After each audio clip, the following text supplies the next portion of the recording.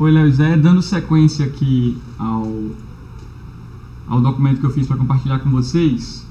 Aqui está um exemplo de um log de torneio, né? Eu coloquei algumas marcações aqui para indicar como isso vai ser transformado na proveniência.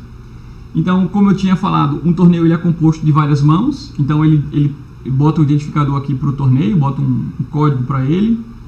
Esse é um torneio onde cada jogador começa com 20 mil fichas, 17 mais 3, 17 mil mais 3. Aqui é o número da mão, ele também tem um código numérico aqui para identificar a mão. São 9 jogadores, aqui são os jogadores, a quantidade de fichas que eles estão no momento e as posições deles na mesa, né, em que cadeira eles estão. Então aqui são 9 jogadores, os jogadores são os agentes. Eu coloquei torneio e mão como entidades. Aqui tem uma área do log em que ele fala das apostas obrigatórias. Tem três tipos de aposta obrigatória: o small blind, que é essa linha aqui, que foi 30, o big blind, que é 2 vezes o small blind, que foi 60, e o ante, é que chega uma fase do torneio que todo mundo tem uma aposta obrigatória que todos são obrigados a fazer. Então nesse estágio aqui já estava com entes, então todo mundo é obrigado a colocar um valorzinho aí que corresponde, acho que cerca de 10% ou um sexto do blind, no caso aqui 30. Então nesse estágio todos são obrigados a falar. São essas apostas obrigatórias que tornam o torneio um jogo de sobrevivência, porque as fichas vão exaurindo, vão sendo os jogadores, o passar do tempo faz as fichas sumirem, como se fosse uma inflação. Por isso que os jogadores têm que ganhar mãos para ganhar potes, onde no pote está a ficha, né? Então vai ter nas rodadas de aposta, não tem dinheiro envolvido, dinheiro que eu digo dinheiro fictício, as fichas, e os jogadores que ganham mais fichas, eles vão ter mais capacidade de sobrevivência para vencer o torneio. Bom, aqui aí tem a fase do pré-flop, onde tem novas rodadas de aposta, apostar, desistir, etc. São ações que os jogadores podem tomar, está mapeado como atividades. E isso acontece no pré-flop, que é essa região aqui, no flop, no turn e no river. Esse exemplo aqui foi um exemplo que não teve showdown, porque alguém apostou. Ó, aqui no river o Cássio Simões 86 apostou 540 e o cara que estava com ele no river, que foi o Fer Costa 55, desistiu. Então ele não pagou para ver.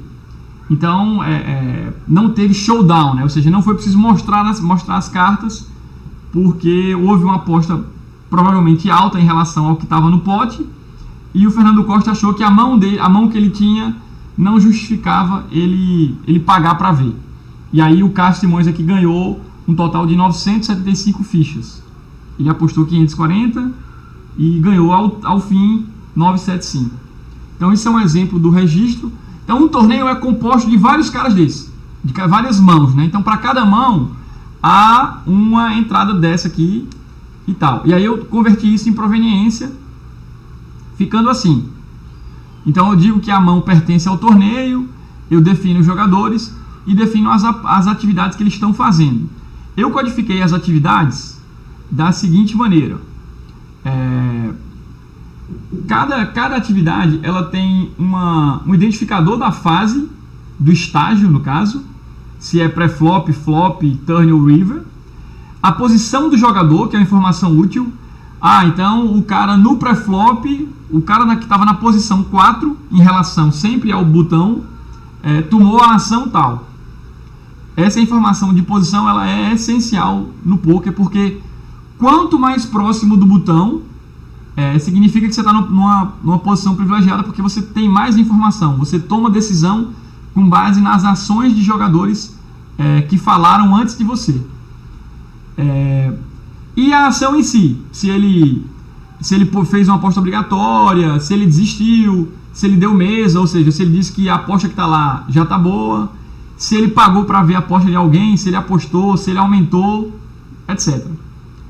Então aqui estão exemplos de apostas. Então eu coloquei esse ID de fase aqui, representado por uma letra, só para quando eu for ordenar lá na frente, ficar mais fácil de ordenar de acordo com a ordem que as rodadas acontecem. Então eu coloquei A para o pré-flop, B para o flop, C para o turn e D para o river. Tá? As peças geradas foram as peças de associação, ou seja, a atividade que o jogador fez está a atividade associada ao jogador que a efetuou, ao agente que a efetuou. Então aqui está um exemplo. Então o 0 grau 15 no turn ele estava na posição 5, ele desistiu. Então essa é uma peça. A peça used para representar aqui uma jogada, atividade e entidade, ou seja, a ação de desistência da posição do turn, da posição 5 no turn, aconteceu nessa mão aqui, na mão que tem esse identificador. Outra peça de atribuição, que atribui uma entidade a um agente. Então, para dizer que aquela mão está atribuída a um jogador X, né? Ou seja, isso quer dizer que ele participou daquela mão, que ele teve ação naquela mão. Was informed by, para dizer que uma ação se seguiu a outra. Então, por exemplo, aqui, depois que o jogador da posição 5 desistiu, o jogador da posição 3 deu call, ou seja, ele pagou para ver. Então, essa é uma peça que vai nos ajudar aí a questão da transitividade, porque ela dá a sequência, essa ação aconteceu depois dessa, que aconteceu depois dessa e assim por diante. E uma peça de derivação para dizer que aquela mão pertence a um torneio. Essa peça ela é mais importante caso a gente faça o carregamento de vários torneios, de proveniências de vários torneios, para a gente saber de que mão é de que torneio. Os agentes são os nicknames dos jogadores, e as entidades são os identificadores tanto do torneio quanto da mão. Tá?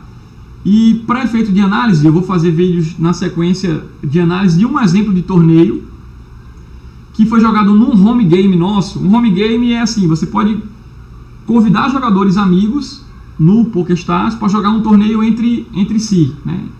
Entre esses amigos. E a gente tem um grupo desse, onde aqui eu vou usar como exemplo um torneio que houve entre amigos, onde éramos 9 e aí jogamos um torneio com 9 participantes. E isso foi em dezembro. Eu converti o log desse torneio em proveniência, e aí eu vou analisar com vocês isso, mas num próximo vídeo que eu vou fazer.